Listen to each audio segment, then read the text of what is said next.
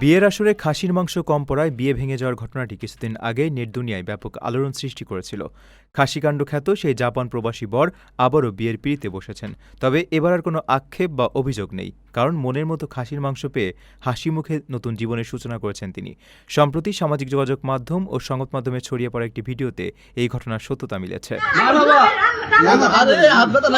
Viral ভিডিওতে দেখা যায় জাপান প্রবাসী সেই যুবক বেশ আয়েশ করে বসে খাবার খাচ্ছেন। তার সামনে থাকা থালায় পরিবেশন করা হয়েছে বিশাল আকৃতির খাসির রান ও প্রচুর মাংস পেয়ে তার চোখে মুখে ফুটে উঠেছে রাজ্যের তৃপ্তি। বন্ধুরা মিলে বেশ আনন্দ ও উচ্ছ্বাসের সাথে ভোজপর্ব সারছেন তিনি।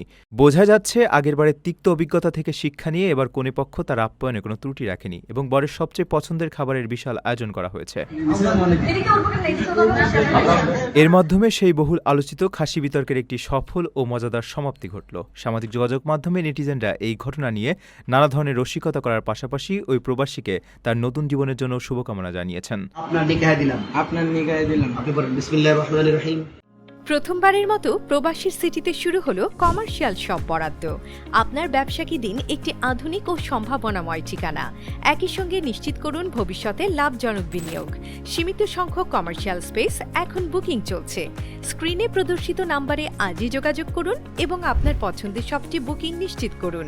স্পেস সীমিত, তাই দেরি নয়, আজই বুকিং করুন। প্রবাসীর সিটি, আপনার ব্যবসা ও বিনিয়োগের স্মার্ট সমাধান।